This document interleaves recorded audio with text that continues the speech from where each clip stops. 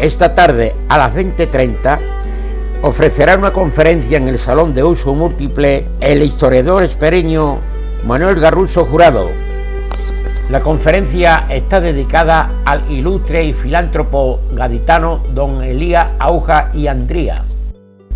Los asistentes a la conferencia estuvieron mirando un cuadro que Cristóbal Garrido había llevado con la fotografía que se hicieron los niños de espera cuando estuvieron veraneando en Cádiz. En 1932. Un chaval con 12 años. Garrido, que el del bigote. Franquita la Serena, que está aquí. Franquita la Serena. Pero todos somos famosos, lo que es que nos conocemos todos, cabales. Y esta es una tía mía que es Teresa. Uno de los compañeros de la Asociación Cultural Ágora Angostura, que es la que organiza realmente esta conferencia, me dijo que explicara exactamente qué era Ágora Angostura. Es simplemente una asociación cultural que en principio hicimos 5 personas y que está abierta a todos aquellos espereños o no espereños que quieran participar. Nosotros lo que hemos hecho simplemente por la inscripción, cobrar 5 euros para ponerla en funcionamiento, no tenemos 20 y tantos euros nada más por ponerla en funcionamiento. Y lo que nos hace falta es gente que colabore y que nos ayuden a organizar no solamente actos como este, sino como el que hicimos la semana pasada, una excursión a la laguna con un biólogo del zoo de Jerez de la Frontera, que nos explicó lo mismo la botánica que los animales que hay allí en el complejo endorreico. Bien, como una de las actividades de la Asociación Cultural Ágora Angostura, hemos planteado la de la conferencia dedicada a don Elías Auja y Andría, el ilustre filántropo, le llamo yo. Hace poco un historiador del puerto publicó un libro dedicado a él también, en el que el título que le puso fue El buen samaritano. Ahora lo explicaré. Y se lo quisimos dedicar porque en una de las actas del ayuntamiento del año 32, ya era, creo que era de julio por ahí del año 32, aparece un regalo que le hacen a Elías Auja de una ampliación fotográfica de la villa, del pueblo, y en él aparece la expresión el ilustre filántropo. Y era verdad que era ilustre porque era un hombre que tenía mucha cultura, tuvo relación con la Universidad de Delaware, como lo vamos a ver a continuación, y con muchísimas personalidades de primera línea, no solamente económica, sino política en los Estados Unidos. Bien, a finales de los 80, Fernando Garrido le dedicó un vídeo, creo que era hacia el año 88. En él hay varios personajes, varias personalidades personas de espera que lo conocieron. Una de ellas, Franquita la Serena, por ejemplo, nos contaba en el vídeo la historia de cuando ella estuvo en las colonias, en el verano, en Cádiz. Y entonces ellos nos daban explicaciones de lo que don Elías Auja hizo aquí en Espera. Más tarde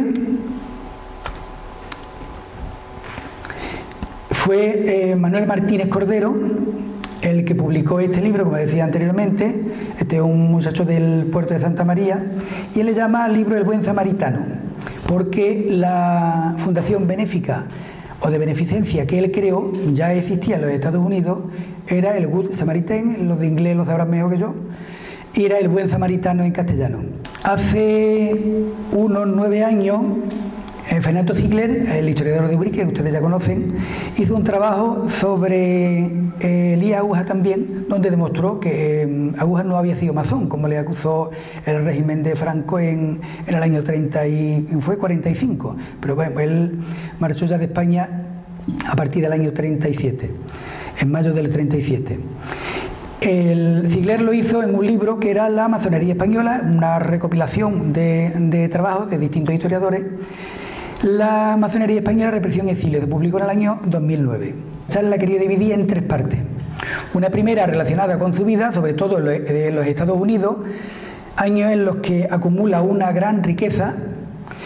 Una segunda con su vuelta a España y sus actos filantrópicos, sobre todo en su tierra natal, en Cádiz, en el puerto, en su provincia, incluso se extiende hasta la provincia de Sevilla y la provincia de Málaga. y una tercera relacionada con el proceso sumarial que se siguió contra él tras el inicio de la Guerra Civil Española.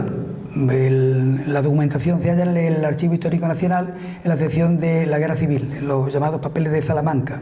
Para la fotografía que vamos a poner he contado con distintos archivos fotográficos. Uno es el de la Digital Ugly, que está lo podéis ver en internet, donde aparecen distintas fotografías, no solamente de Aguja, sino de Pierre Samuel Dupont y de John Rasco, que eran las personalidades que estuvieron trabajando con él.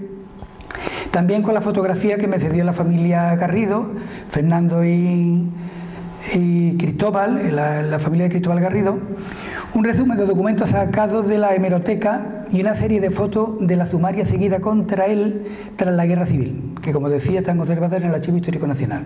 Bien, en la primera parte debemos decir que Elías Aguja y Andría nació en Cádiz el día 8 de enero del año 1863. Su padre vivía en la calle San Francisco de Cádiz, muy cerca del puerto. ¿Qué es esta? Esta que ven ustedes en la fotografía. Cursó sus estudios de primaria en Cádiz, en el puerto, y por motivos de negocio, al ser su padre socio de una casa de vino, la casa Sancho Aguja del puerto, se trasladaron a vivir allí. A los 17 años, en 1880, marchó el padre y lo mandó a los Estados Unidos, quizá en principio como agente comercial, pero llegó a Boston y cursó allí en el Instituto Técnico la carrera de Comercio. A partir de entonces tuvo una intensa y variada actividad en el campo de los negocios, formó parte de distintas empresas en los Estados Unidos, como por ejemplo la Hemingway and Brown, la General Motors Car, la Union Pacific, los tabacos de Cuba, etcétera, etcétera, en distintas ciudades de los Estados Unidos. La fotografía está tomada en 1905 en un viaje que hizo con Pierre Samuel Dupont, que fue realmente con el que él trabajó. Pierre Samuel Dupont era un nieto de otro Pierre Samuel Dupont de Nemours, un francés que se fue antes de la mitad del siglo XIX a los Estados Unidos y montó un imperio comercial porque además se hizo rico con la guerra de Crimea vendiendo explosivos y municiones en dicha guerra. Este era uno de sus descendientes. Contacta con Elías Aguja, lo contrata, trabaja con él y veremos más adelante cómo dan un viaje por Sudamérica donde Aguja era el encargado de las minas de salitre, de nitrato, con las que él prácticamente se hizo rico, llegó a ser el director de las minas allí en Chile. Esta otra fotografía con Pierre Dupont también. Y este es otro personaje que va a tener mucha importancia en su vida, que es John Rasco. Está tomada de la costa oeste, ya en Chile, ven ustedes, va en uno de los barcos, y tanto Rasco como Pierre Dupont fueron los promotores, los que pagaron el Empire State. Rasco fue un personaje además político. De Pierre Samuel Dupont no tenemos esa noticia, pero Rasco, que era secretario privado de Dupont, se enfrentó directamente con Franklin Delano Roosevelt, que fue el 32 presidente de los Estados Unidos. Los dos pertenecían al Partido Demócrata, o sea, no al partido de Trump, sino al que perdió las elecciones. Se enfrentó a él una vez que ya Elías Aguja había venido a España, que volvió en el año 22. Roosevelt intentó solucionarlo poniendo en funcionamiento esta denominada New Deal, o sea, el nuevo trato, que consistía en realizar una gran inversión en obras públicas para poder reactivar la economía. Bien, si volvemos atrás, a partir de 1897 estoy explicando las relaciones de Aguja allí en los Estados Unidos, porque esto es lo que nos da una idea de cómo él llegó a hacerse rico con la gente con la que trabajó y cómo llega a hacerse rico y cómo viene luego a la península, sobre todo aquí a Andalucía y sobre todo a la provincia de Cádiz, y reparte gran parte de lo que había ganado. A partir de 1897 estuvo residiendo en varias poblaciones norteamericanas hasta que en 1903 se trasladó a Sudamérica. Hemos visto algunas fotos anteriormente, está también ya en 1905 en un viaje con Dupont por Sudamérica, pasaron por Panamá, pasaron por Argentina, hasta que llegaron a Chile. Rico, era dedicado a Jacob. Jacob era un capitalista, entonces pensaba que lo mismo que él había llegado a ser rico, cualquiera podía llegar a hacerlo, ¿no? En uno de los pasajes del libro explica cómo, a pesar de ser Elías Aguja 16 años mayor que él, llegaron a congeniar, porque Rasco consideraba a Elías Aguja una persona divertida, agradable, siempre estaba bromeando. Nosotros, bueno, nosotros ninguno de los que estamos aquí lo conocimos personalmente. Se veía, cuando venía a España, se veía como una persona seria, ¿no? Sin embargo, al parecer era todo lo contrario. Pierre Samuel Dupont, en la fabricación de la corporación moderna, lo escribieron un descendiente suyo, Dupont Sadler, y otro autor, Stephen Salisbury. Aguja llegó a colaborar en la Universidad de Delaware hasta el punto que se creó una cátedra de lengua española, literatura y cultura clásica en aquella universidad que llevaba su nombre. Él había colaborado tanto con la universidad que incluso se instituye una cátedra donde, por casualidad, llegué a saber que Ángel Julián Balbuena Brione, que era hijo de Balbuena Prat, era uno de los autores de libros de literatura que yo tuve que estudiar, pues este fue uno de los que ocupó la cátedra. Posteriormente la han ocupado otros profesoras norteamericanas, como la doctora Joan Brown, que estuvo no hace mucho tiempo en Madrid dando una conferencia, en la crónica apareció en El País, sobre Carmen Martín Gaite. La última que conocemos, que ostenta la cátedra de Elías Aguja en la Universidad de Delaware, es Anne Giesecke. Estas son distintas fotografías de ellos cuando están allí en Sudamérica, en este caso en Panamá. Y esta es una fotografía curiosa de Elías Aguja tocando el piano ya en Chile, en Valparaíso. Porque, como decía anteriormente, una persona que tenía una vasta cultura y no solamente sabía de cultura clásica, sino que sabía de música también. Y curiosamente me apareció una de las fotografías, es la de esta mujer. Esta mujer era María. María era la criada de Elías Aguja en Chile. He puesto una fotografía de los azulejos que si la habrán visto ustedes incluso en las carreteras, los azulejos de la empresa de Nitrato de Chile, que el dibujo lo realizó Adolfo López Durán allá por los años 30, ya tiene unos pocos de años. Hablando de Santa María de Iquique, si ustedes se acuerdan de la cantata, decía que a los mineros se les pagaba no en dinero, se les pagaba en ficha. En la matanza de Santa María de Iquique, donde murieron al parecer más de 100 trabajadores de las minas, pertenecía al Estado. Dupont y Elías Aguja trabajaron en esta, que era la oficina la tenía en Peña Grande, era la salitrera, el sitio donde ellos extraían el salitre que daba lugar al abono. Estos son los jardines de Longwood, actualmente. Los jardines tienen 4,2 kilómetros cuadrados. Si tenemos en cuenta que el término municipal de Cádiz tiene 12 kilómetros cuadrados, tiene más de un tercio del término municipal de Cádiz. Bien, pasamos a una segunda parte. Si pasamos a la segunda parte, hablamos de su regreso a España y el inicio de su labor benéfica en nuestra tierra, en nuestra zona, ¿no? Con 40 años ya poseía una fabulosa fortuna y era director de Nitratos de Chile. La Gran Depresión de los años 20 le sirvió incluso a él lo mismo que pasa actualmente y pasa normalmente en todas las crisis, que hay gente que se hace más rico y mucha gente que se hace más pobre.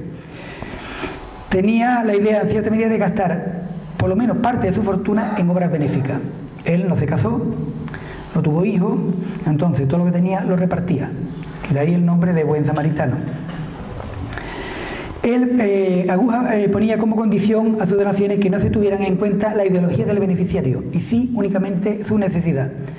Las principales actuaciones en cuanto a obras de caridad las realizó en el puerto, en Cádiz. En el puerto construyó varios pabellones para el hospital de la ciudad, hizo escuelas para niños, unos comedores, que ahora veremos varias fotografías, comedores para necesitados, para viudas, etcétera, etcétera. Y en algunos de ellos él almorzaba al menos 2 veces en semana, almorzaba con la gente que almorzaba allí. El penal del puerto fue reforzado a su expensa también, dotándolo con caldera y con termo para las duchas, un comedor nuevo, con un autoclave servía un aparato, lo mismo con un termo que servía para calentar el agua, para ponerlo hirviendo, de forma que desinfectara todos los utensilios, las cosas que se tuvieran en el hospital. Dio también una biblioteca para los presos, alquiló una máquina de cine con las películas correspondientes para que los presos pudieran ver el cine los fines de semana. Y durante la Segunda República repartió dinero tanto a partidos de derecha como de izquierda. Tenemos la idea de que él había venido por pueblos como Paterna, donde realizó distintas obras. Aquí, donde realizó la casa actual del ayuntamiento y otra casa que posteriormente sortearon, el Camino del Castillo, etcétera. Pero también concedía dinero a partidarios de derecha, o sea, no solamente era a gente más pobre.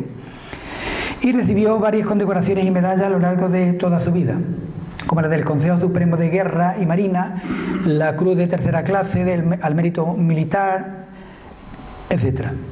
Aparece, a partir del 1922, que vuelve a España, aparece en distintos periódicos dando noticias de lo que él realmente hacía.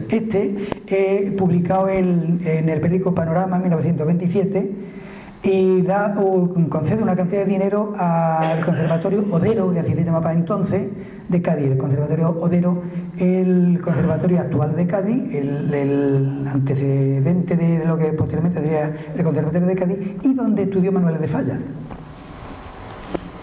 Aquí otro recorte del periódico La Nación de Madrid, el día 15 de noviembre del 28, donde habla del proyecto de construcción de un estadio y un polígono de tiro. La Unión Ilustrada publica en 1930, el día 3 de agosto, el almuerzo con las viudas del puerto de Santa María. Este era uno de los comedores que él pagaba. Había muchas viudas que las pobres, al no tener marido que les trabajara, eran pobres, tenían hijos, no tenían cómo mantenerlos, pues entonces ven ustedes que hay mujeres vestidas de negro y muchos niños. Y él se sentaba. Aquí aparece la fotografía también, lo que pasa es que esta fotografía está sacada de un periódico y se ve mal. Aquí aparece en la fotografía ahí de pie. Esta, aunque más pequeña, está un poquito más clara. Y allí, con una crucecita, se ve Elías Aguja. Este batallón llegó a disponer de una magnífica banda de cornetas y de tambores que él costeó, que él pagó, y los niños la mayoría de ellos eran hijos de obreros, recibían clases diarias en la academia, y se instituyeron premios para cualquier buena acción o acto de honradez que ellos tuvieran.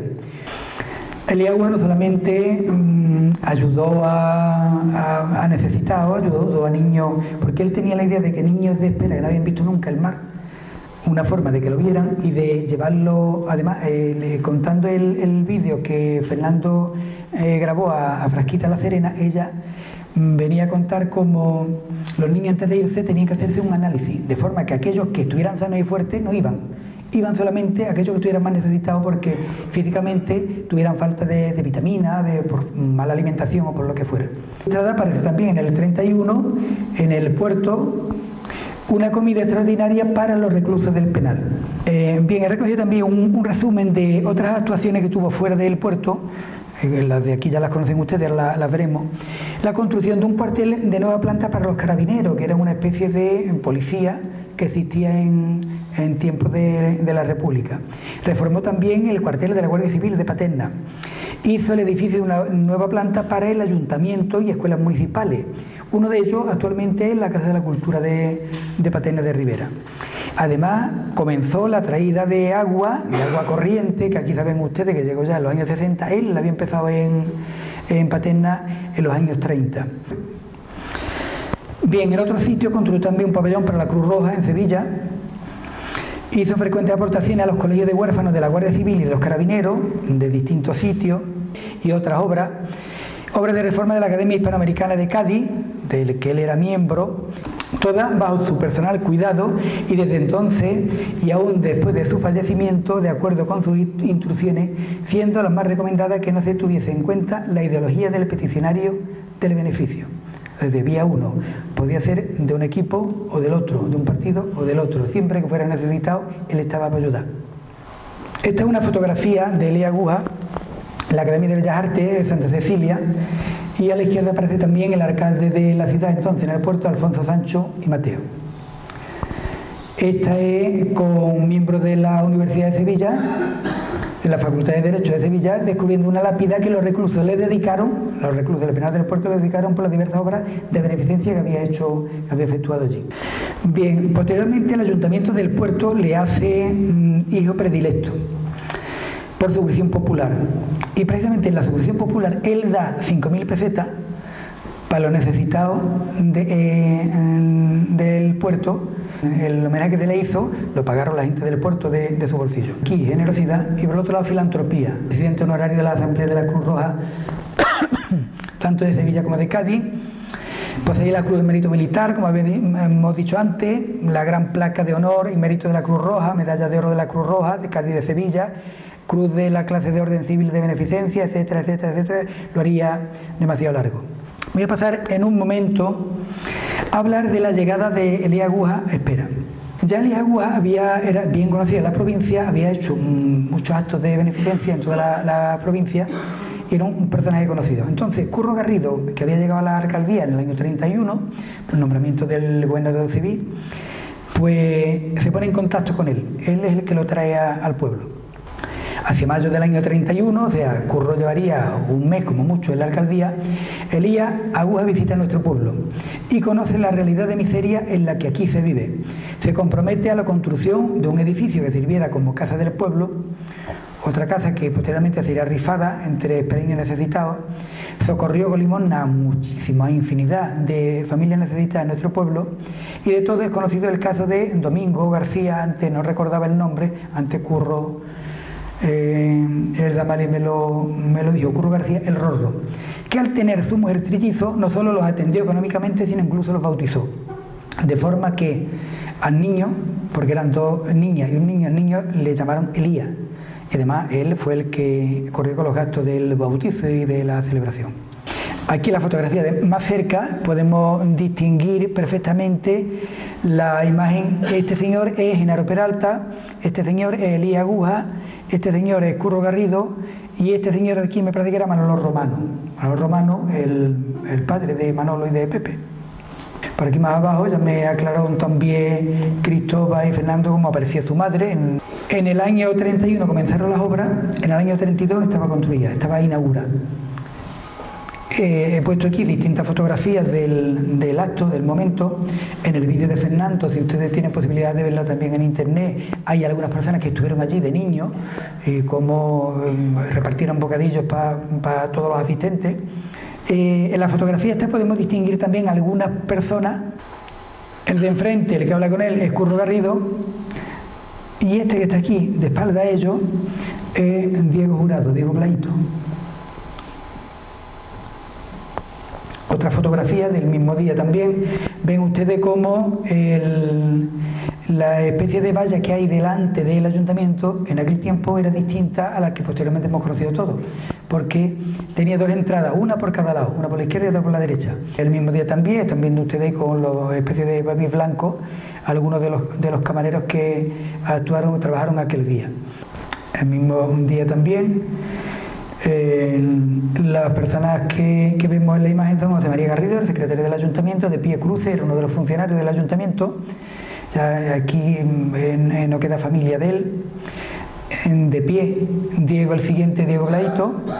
El otro es un desconocido, yo no sé quién es, Curro Garrido, dos de los camareros que actuaron también, y sentados, aparte de José María Garrido, Genaro Peralta, don Elías y Cayetano Bernabé. La piedra que se colocaba, lo mismo actualmente cuando se hace una obra, normalmente se pone dentro una serie de recortes de periódicos completos, de la fecha, del día en que se pone la primera piedra en el edificio. La piedra se conserva aquí en el ayuntamiento, José María el concejal fue el que le puso una especie de marco. Lo certifica el maestro de ella, el maestro de la obra, que se llamaba José Bernal López, de Sanlúcar de Barrameda, y el año 26 del 1 de 1932.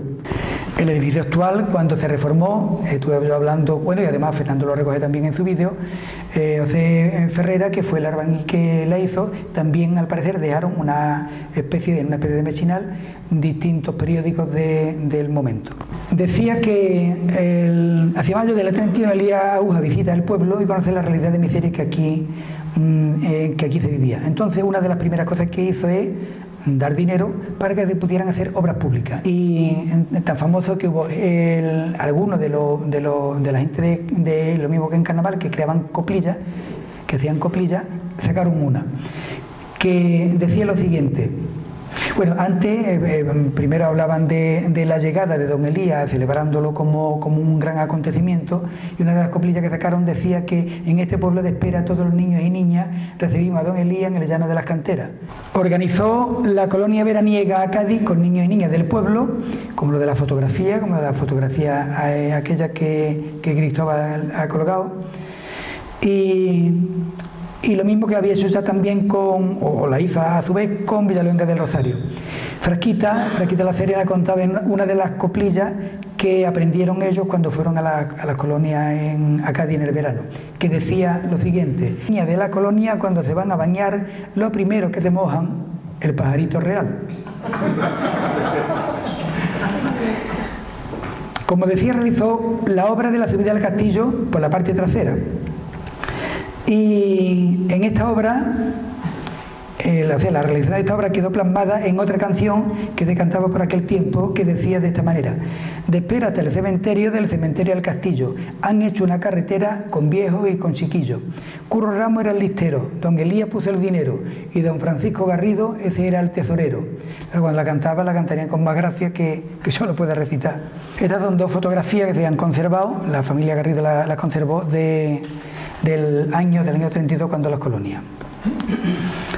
Y esta es un acta de pleno del 12 de junio del año 32, una sesión ordinaria en segunda convocatoria del 12 de junio del año 32, en el que, han visto ustedes los asistentes, se dice que a propuesta del primer teniente de alcalde, en este caso era Curro Garrido, porque había dimitido, había dejado como alcalde a Genaro Peralta, por unanimidad acuerdan regalar al excelentísimo señor don Elías Aúja y Andría una ampliación fotográfica con la vista general de esta villa, como prueba de agradecimiento a los constantes beneficios que el pueblo recibe del ilustre filántropo. Bien, si pasamos a una tercera parte, el fin de Elías Aúja ya en nuestra tierra, he traído distintas fotografías del expediente de la sumaria que contra él el nuevo régimen franquista puso en funcionamiento, pero unos años después. O sea, él ya había conseguido irse a los Estados Unidos, ahora explicaremos, por obra y gracia de la ayuda que tuvo de la propia Guardia Civil, o sea, de los propios mandos de la Guardia Civil. Hizo que Elías Aúja decidiera volverse a los Estados Unidos. Él pensaba que él allí iba a estar más tranquilo que en España. El beneficio que había proporcionado a la Guardia Civil, a sus colegios de huérfanos, a los carabineros y la buena relación que mantenía con los altos cargos de la misma, le ayudaron a salir de nuestro país a través de Gibraltar, bajo la tutela también o la protección de ciertos mandos de la Guardia Civil. Pero para defenderse de las acusaciones que le venían de camino, recordemos que en la sumaria se abre, esta es que la portada del expediente contra él está hecho ya en el año 1945.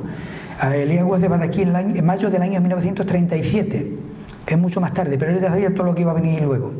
De los demás, de los que acusaban, como por ejemplo Curro Garrido, que el mismo Queipo, delante de Ilundain, el cardenal de Sevilla entonces, que intercedió por él. Sobre todo porque conocía al hermano, a Cristóbal, al cura. No pudo hacer nada porque Queipo decía que era masón y por lo tanto Curro tenía que pasar por el paredón.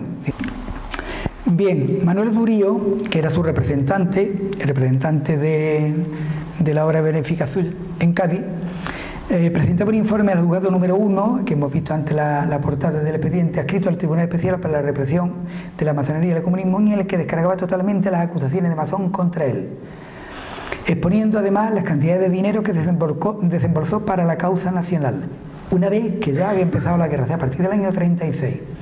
40.000 pesetas para la guarnición militar de Cádiz, 200.000 pesetas para la compra de aviones, enviando incluso dinero desde los Estados Unidos y Chile, donde él tenía cuentas corrientes. Desde allí envió diversas cantidades, tanto en dólares como en pesos chilenos. Hacía un alegato, Durío, el representante suyo en España, hacía un alegato defendiendo la falsedad de la acusación como masón y su apoyo total a la causa de Franco, dice el expediente. A pesar de todo ello, como decía, tuvo miedo y se fue. Por mucho que se le intentó acusar, Elías Aúja estaba a salvo ya en los Estados Unidos y finalmente se archivó su causa por falta de pruebas poco después, o sea, duró muy poco. Hay dos personajes a los que se le acusa en Cádiz de masones, uno es él, Elías Aúja, rico, y otro era Aramburu, era uno de los dueños de los astilleros de Cádiz. A ninguno de los dos le pasó nada. Este es el boletín oficial del Estado del día 6 de julio del 45, en donde ya aparece el nombre de Elías Aúja, donde dice que es natural y vecino de Cádiz, domiciliado en la Alameda, Marqués de Comillas, número 10, soltero, propietario, y el sumario número 405 de 1945. Ellos tenían que presentarse ante el tribunal. Bien, decía que por mucho que se le intentó acusar, ya él estaba a salvo en los Estados Unidos y se archivó su causa. Elías Aguja falleció el día 20 de julio del año 51 y su fundación continuaría su actividad hasta los años 70. Sus actos benéficos en nuestro país se seguirían produciendo. Manuel Durío Muñoz de Bustillo seguiría siendo su representante dentro de la beneficencia particular Elías Aguja, que terminó su actuación el día 31 de diciembre del año 79, entregando el saldo de varios miles de pesetas a 2 escuelas católicas locales en Cádiz. Elías Aguja, aunque él era católico, él está enterrado además en un cementerio católico en Nueva York. Y tuvo más relación, por ejemplo, con conventos, a los que sí aportó gran cantidad de dinero, que con las propias iglesias, con la propia jerarquía eclesiástica. El hecho de su marcha precipitada, acordada con autoridades militares, es la clara justificación de que, a pesar de toda su ayuda, Aguja no se fiaba de las nuevas autoridades españolas, y más viendo la serie de acontecimientos, de asesinatos, de extorsiones, de depuraciones, incluso robos descarados a aquellos que no apoyaban directamente la causa nacional o simplemente que eran neutros, ni se habían decantado por un lado ni por el otro. Esta es la esquela funeraria, que hay pocas esquelas funerarias, bueno, en este caso Aguja no fue militante nunca de partidos de izquierda. Hay otra que publica el Diario de Cádiz, me parece que era Calvo Cuadrado, y la esquela la publica el año de su muerte, el año 51, la publica Diario de Cádiz. He puesto una parte de un acta de pleno del Ayuntamiento de Espera, un poquito más tarde, en el que se está hablando ya de la cesión de lo que en principio era en la Casa del Pueblo. A partir del año 36, a partir del día 21 de julio del año 36, pasa a ser el cuartel de la Falange y posteriormente pasa a ser escuela. Le cambio de nombre a las siguientes calles: la calle Peñuela por Ruiz de Alda, la calle Elías Aguja por José Antonio Primo de Rivera. La calle Elías Aguja era la calle de los Toros, la calle Alcubilla. La calle del Pozo se cambia en General Franco, la calle Arco en General Queipo de Llano, y la Plaza de la República por Calvo Sotero, la Plaza del Cabildo. Bien, estos señores que en el año 36 estaban pidiendo ya el cambio, porque Elías Aguja realmente aquí lo único que hizo fue beneficio, quitó hambre, hizo el edificio que hizo el camino del castillo y socorrió a muchísima gente. Pues en 4 meses le quitaron el nombre suyo a una de las calles. El ayuntamiento hace un tiempo, ahora mismo creo que otra la placa que tiene, dedicó a Elías Aguja y a Curro Garrido por su labor emprendida en Espera en tiempos difíciles esta placa. Pero incluso el pueblo, por el que tanto bien hizo, una de las primeras medidas que tomó el ayuntamiento, el día 22 del día, como hemos visto anteriormente, fue el de cambiar el nombre de la calle de los Toros, o la calle Alcubilla completa, por el de José Antonio Primo de Rivera.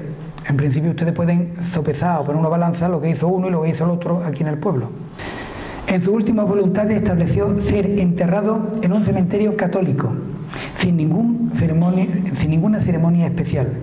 Su tumba ha sido localizada por el autor de este libro, por Manuel Martínez, en un cementerio en las afueras de Nueva York, donde reposan los restos de este gran, ilustre y desconocido gaditano. El próximo 20 de julio hará 67 años de su fallecimiento. Quienes le conocieron siempre hablaron bien de él. A nosotros, a nuestra Asociación Cultural Ágora, nos pareció bien ofrecerle este pequeño homenaje simplemente para recordarlo, reconociéndole su labor en nuestro pueblo, con nuestros paisanos de entonces y sobre todo con los más necesitados. Y nada más, muchas gracias.